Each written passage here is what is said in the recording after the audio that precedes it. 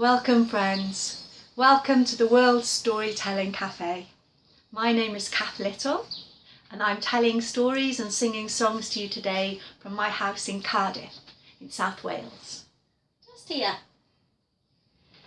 And we're in Midsummer and I've got some Midsummer dreaming stories for you today and some songs too.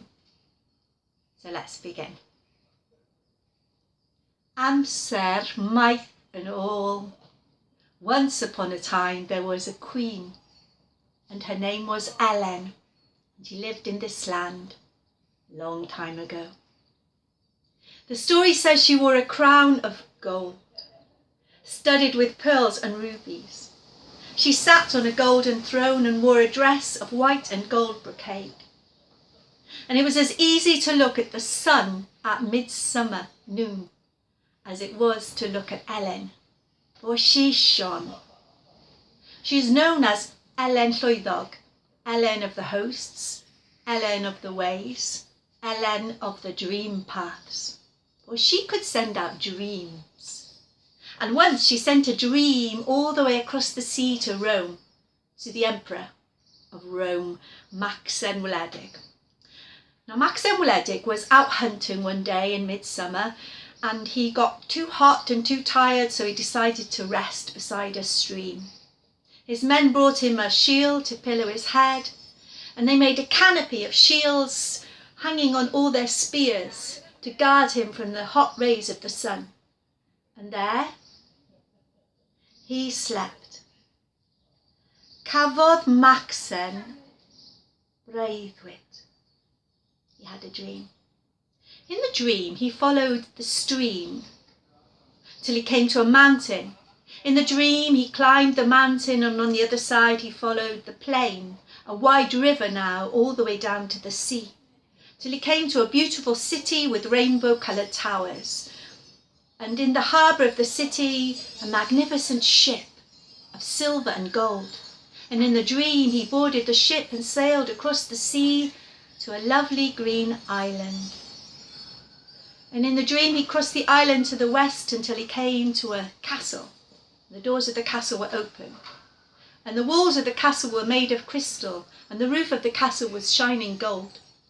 And in the castle he saw two young men playing gwyddbwyll, chess, and an old man carving pieces of gold.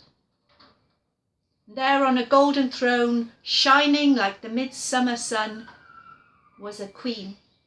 And she stood to greet him, and she invited him to sit next to her on the throne. And she reached out to kiss him. And then, well, the shields came clattering to the floor, the dog started to bark, and Maxen woke up. He woke up, and he longed to dream again. Ces i breuddwyd. I want to dream again. Back at Rome, he sent out messengers all around the world to find their little island of his dreams, to find the queen of his dreams. But after a year, the messengers came back no wiser than they had been on the first day they set out. And then one of his advisors said, "Go to the stream where you first had the dream." So he did. And he sent the messengers from there. And they followed the little stream till they came to the foot of a mountain. And the messengers, 13 there were, said to themselves, "This must be the mountain that Maxen saw in his dream." And they climbed up the mountain and down the other side, and they found a fair plain and followed a wide river to a city. And the messengers said to one another, "This must be the city that Maxen saw in his dream." And there in the city harbour, a magnificent ship of silver and gold. And the messengers said to themselves, "Dyma llong a welodd Maxen yn ei freuddwyd." And they climbed aboard the ship and sailed over the sea until they came to a fair green island, a small island. And the messengers said to one another, "Dyma'r ynys a welodd Maxen yn ei freuddwyd." They travelled west across the land till they came to a mighty fort. And the messengers said to one another, "Dyma'r gair a welodd Maxen yn ei freuddwyd." and the walls were made of crystal and the roof of gold. And they met two men in black silk playing gwyddbwyll, and an old man carving pieces for the game out of gold.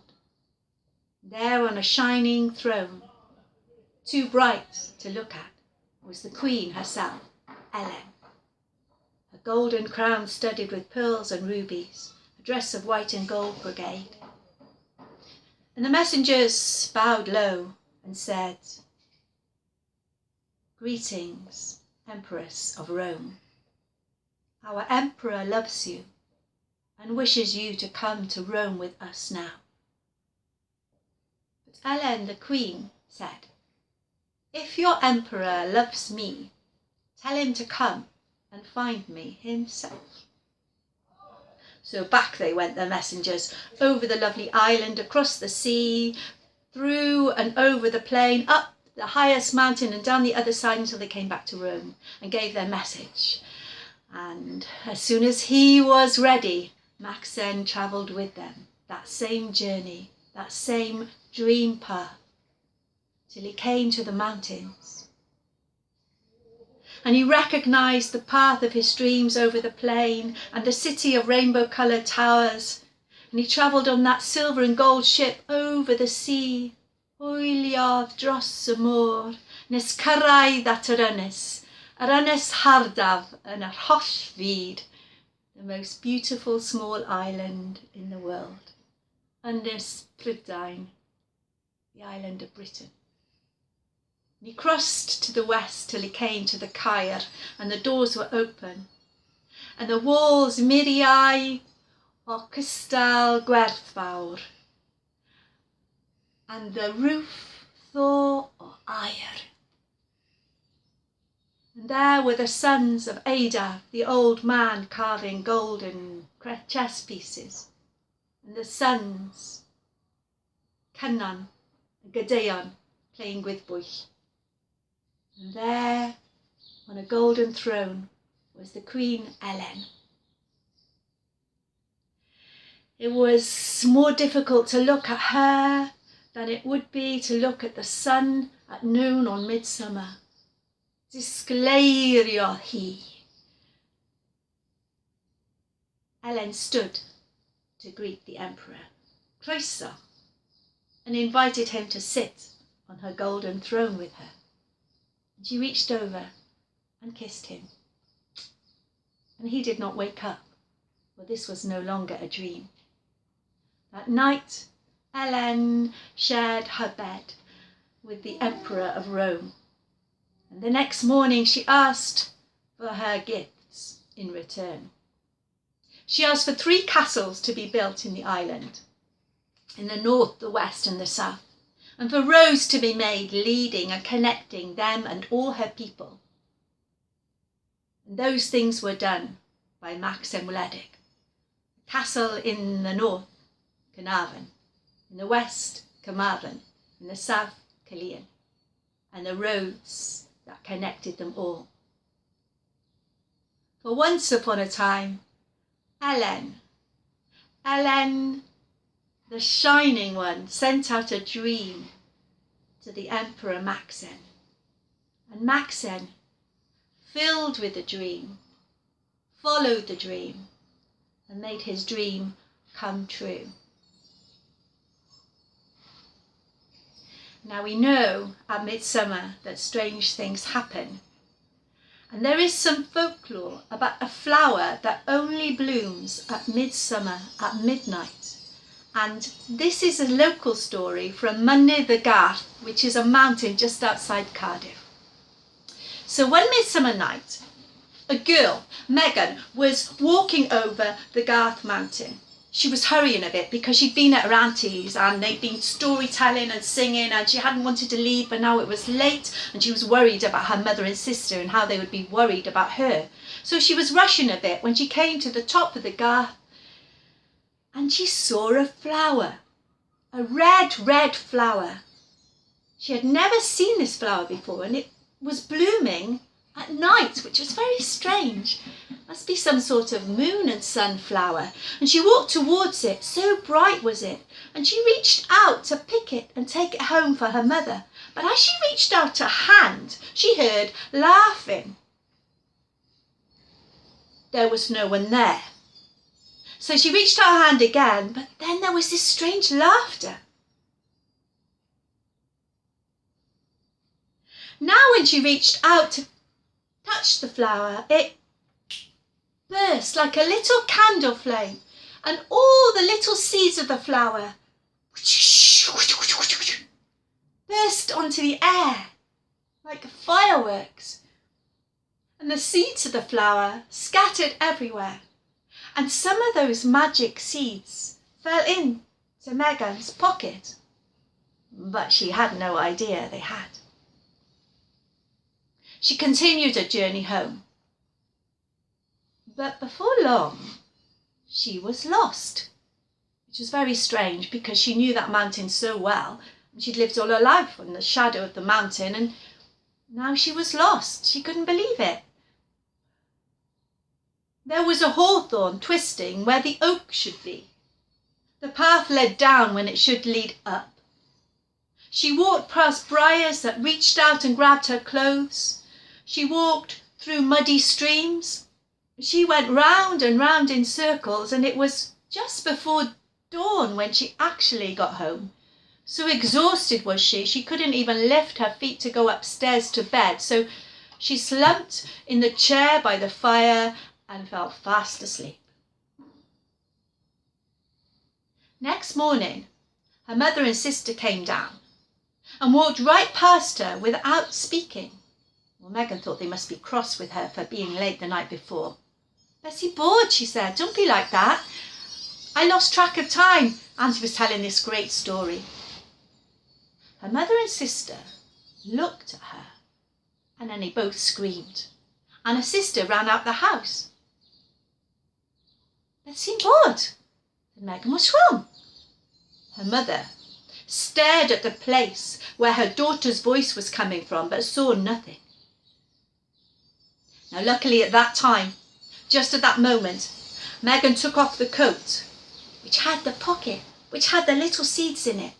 And as she did so, she appeared, and her mother could see her. When her sister came in with the neighbours, Megan was sitting with her mum, having a cup of tea and telling her all about the flower and the strange laughter on the monies. Of course, she had to start all from the beginning as soon as the neighbours came in. And when he heard it was Uncle Jim from next door who said, "That's the fern seed. The fern blossoms at midnight, at midsummer, and its seeds will make you walk invisible and will make you lose your way." The fern seed. Well, when Megan's mother heard that, she said, "Throw those seeds into the fire. I'm not having you lost again." So Megan did. Well, at least she said she did. She kept a few of those little red seeds safe and secret, just in case she'd find a time when it might be useful to be invisible. And that's the story of the fern seed. And here's a song of the Loveseat. I sow my seeds of love. It was all in the spring. Now there's April, there's May, and there's likewise June. And the small birds they do sing, and the small birds they do sing. A garden well perfumed, flowers of every sort. Now I had not the chance for to choose for myself. No, not the flowers I love the best, not the flowers I love the best. standing by. I asked him to choose for me. Now he's chosen me, the lily, the violet and the pink. Ah, but I did refuse all three. Ah, but I did refuse all three.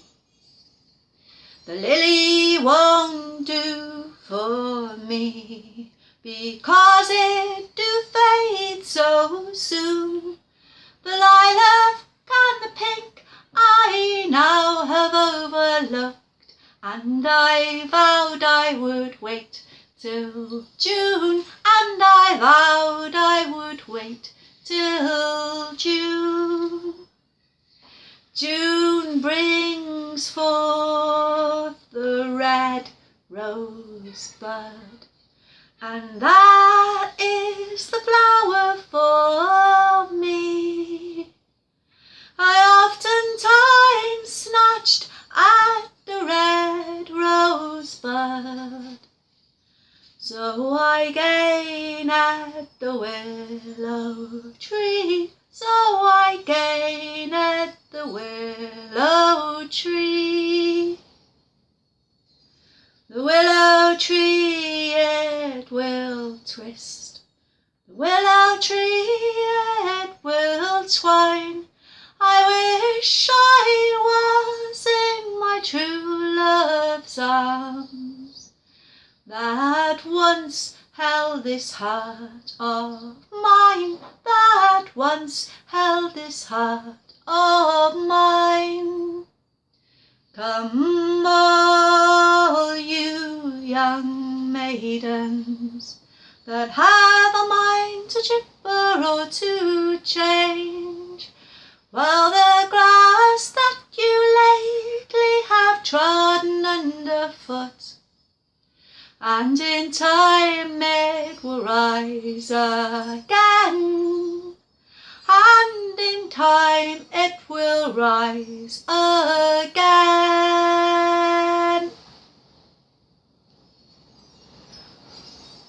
Once upon a time, a boy was up on Lantrisant Mountain.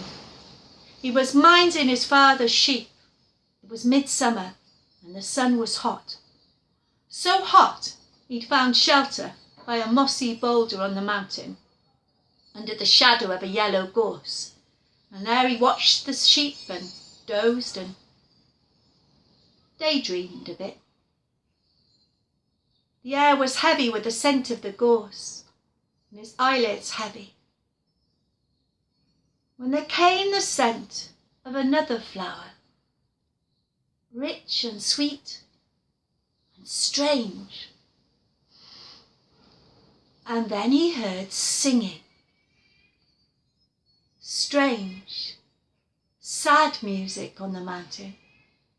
He opened his eyes wide. There was a girl of about his age, not very far from where he sat, singing and dancing. Her arms and legs were bare, and they were as brown as the earth, and her long black hair, as black as a crow's wing, hung loose and heavy down her back. She wore a dress white as the hawthorn blossom, and in her hand she carried roses, wild white roses edged with red. And as she sang and as she danced on the mountain, she scattered the roses and the petals, making a pattern, a spiralling pattern around her. The boy stood up, enchanted by the song, drawn forward by the singer, and the girl disappeared. He came to the pattern of roses on the ground. The scent was so exquisite. He bent down and picked up one of the flowers, buried his nose in the soft velvety petal. He wanted the flower for himself. He held it tight in his hand and turned back. And then he turned again, looked on the ground, and saw that he'd left a gap in the pattern and he'd spoiled it. sadly. He bent down and placed the rose where he found it. And when he stood, there she was, the girl again. She smiled at him, and it was a sad, sad, sweet smile. Her eyes were the colour of sloes, the berries of the blackthorn in the autumn. She reached out her arms towards him, 3 white roses tipped with red. She offered him, and he took the flowers in his hands. And then she was gone. He kept those 3 roses safe all day, ran down to the stream and wrapped them in leaves and kept them in the shadow of the boulder and the gorse, and carried them precious, safe to his heart all the way home that night. He found a jam jar and put them in water next to his bed, and his little room was filled with the sweet and rich scent of roses. And when he put his head on his pillow, he dreamt of the girl on the mountain, and her singing filled his dreams. When he woke the next morning, the roses had gone. At the bottom of the jam jar, something shone and glittered. He fished out 3 silver coins, more money than he'd ever seen in his life. The silver was cold and heavy in his hand. And though it was a lot of money he held now, he knew in his heart he'd rather have the roses. I fell asleep beside a stream, and there I had the strangest dream. For down in Brennan's glen there grows a briar and a rose. There's a tree in the forest, I don't know where.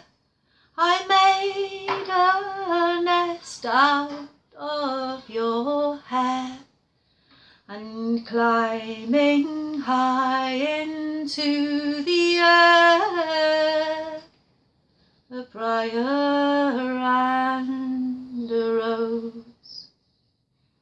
I do not know how long it's been since I was born in Brennan's glen, but at the end of spring there grows a briar and a rose.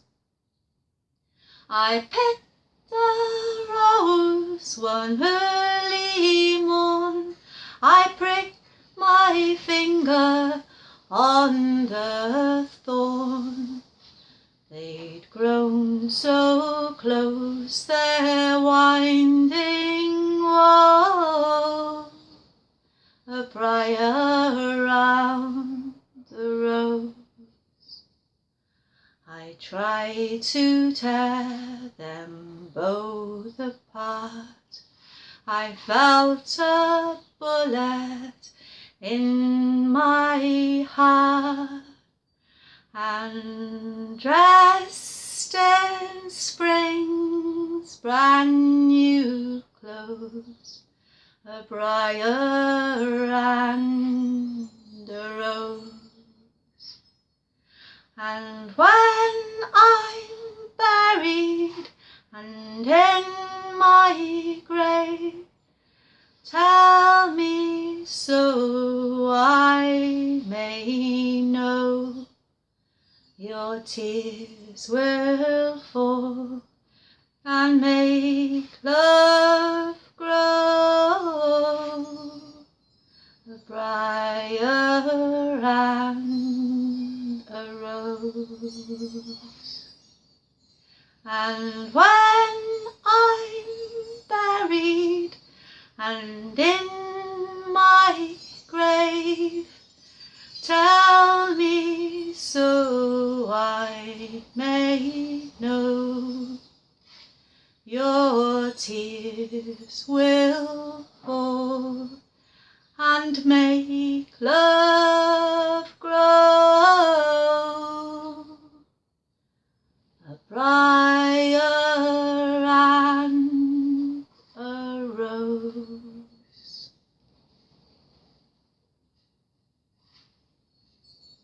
Once upon a time, a girl sat by her open window sewing. It was midwinter and the snow lay heavy on the ground. But the day was bright and the snow sparkled, and she stared out, longing to be away.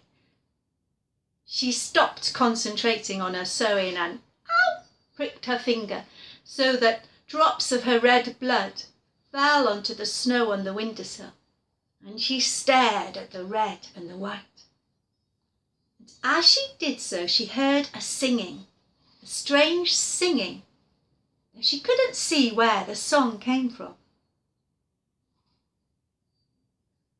Red and white and gold, the prince shall sleep till time is old.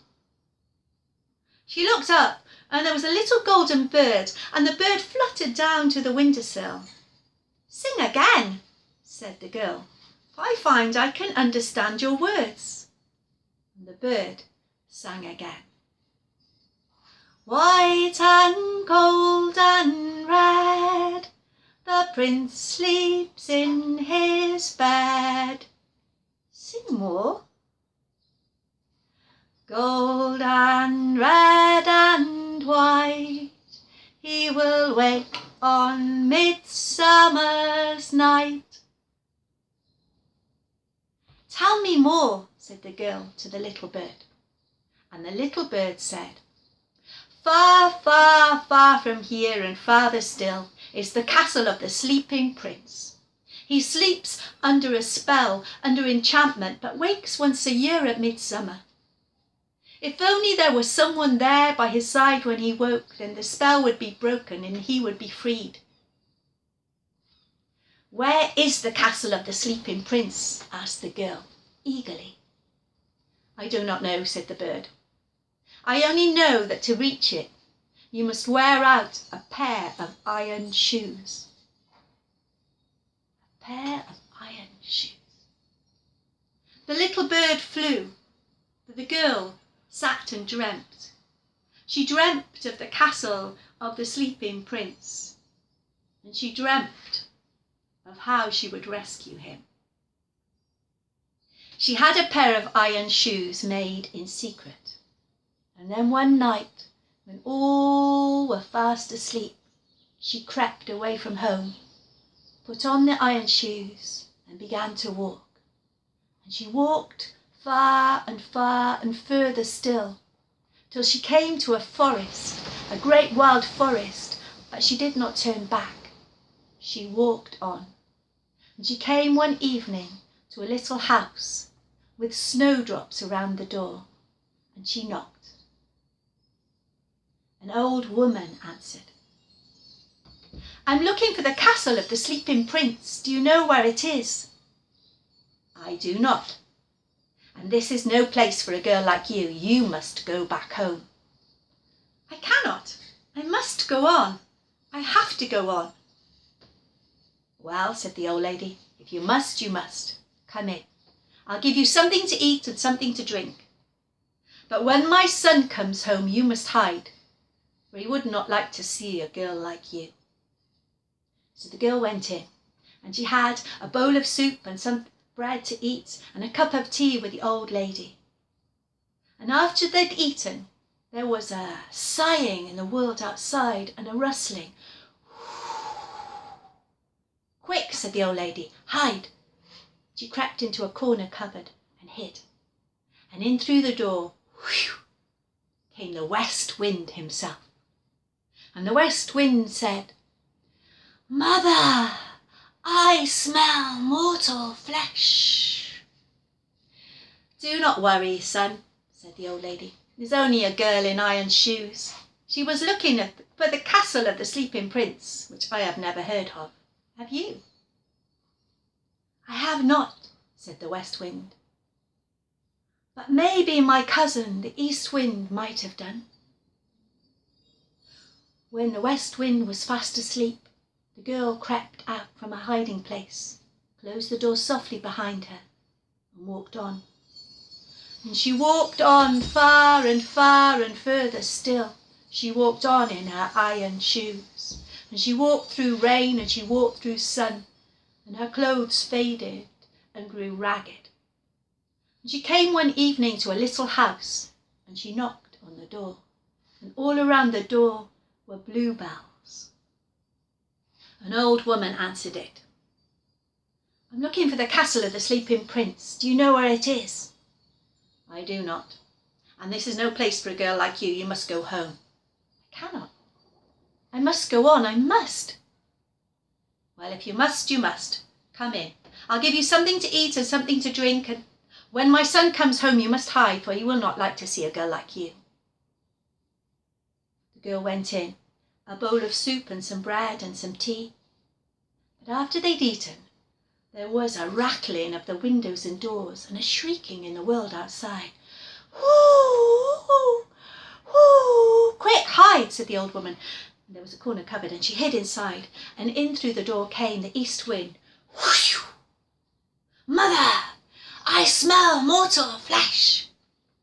"Don't worry about it, son. It was just a girl, a poor girl in iron shoes. She was looking for the castle of the sleeping prince, which I have never heard of. Have you?" "I have not," said the east wind.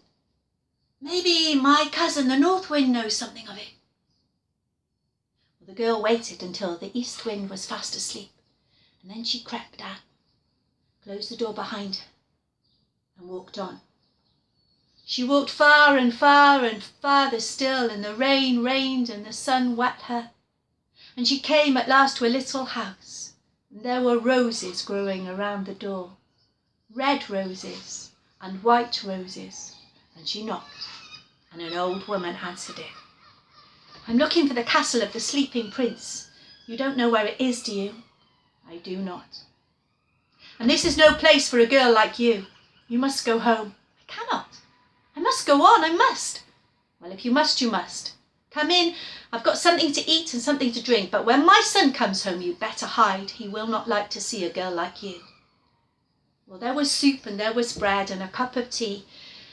And when they'd eaten and when they'd drunk and when they'd talked a little while, there was a whole shaking of the house, and hail hammering down on the roof, and the wind howling. "Quick, hide!"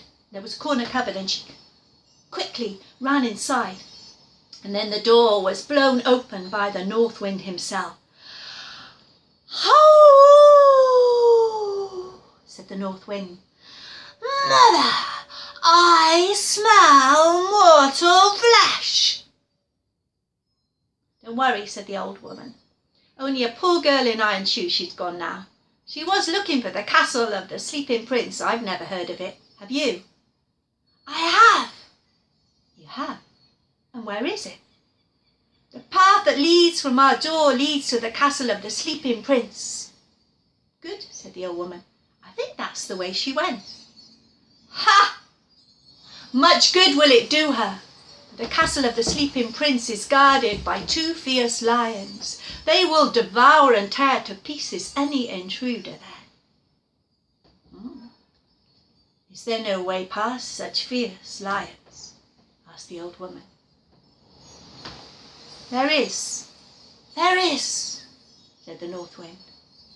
"The roses that grow by our door. The roses, the red and white roses."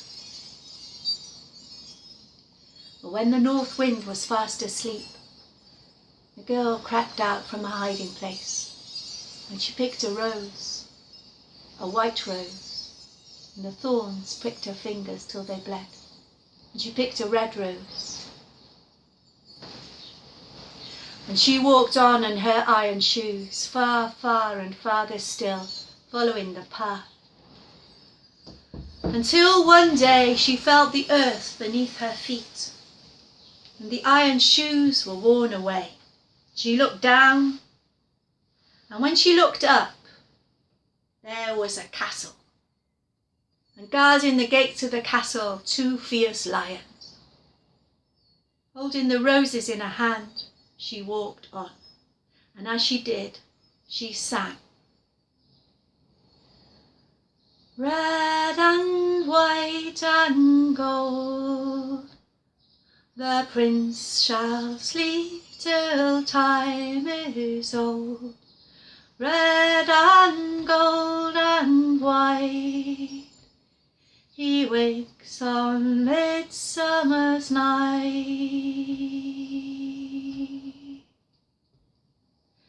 Gold and white and red, the prince sleeps in his bed. She laid the roses before the lions, and they lay down and purred like kittens.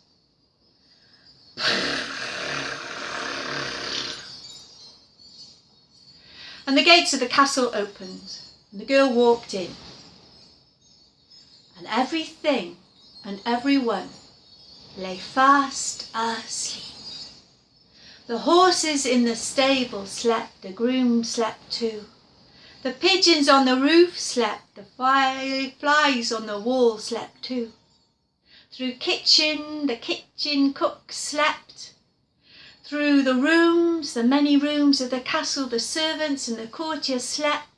And in the throne room, the king and queen slumbered on their golden thrones.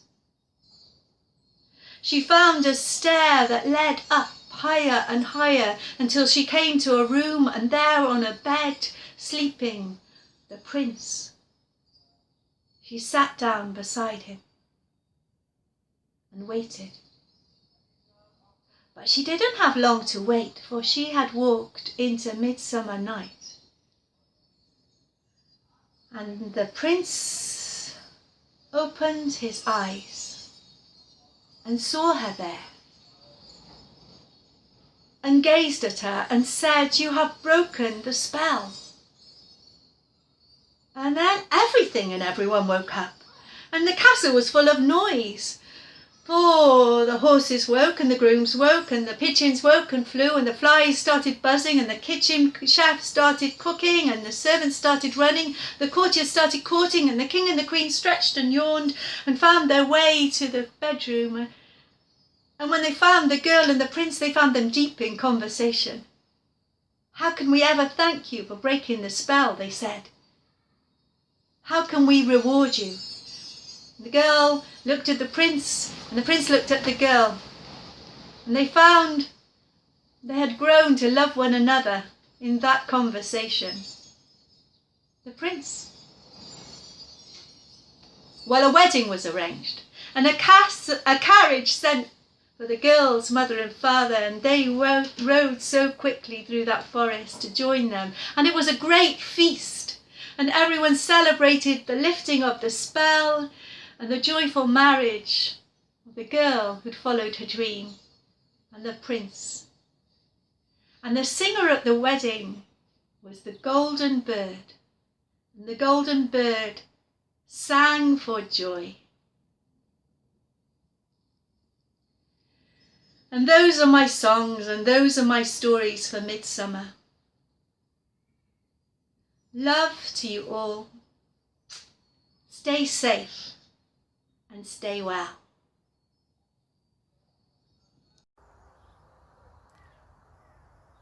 Young and old, you've been listening to a wonderful storyteller. And if you really liked it, if you've got a little money, doesn't have to be a lot. A little goes a long, long way, as they say. And you can afford it. Just pop it into the storyteller's hat, because right now they're not earning at all, so whatever you've got, it will be appreciated.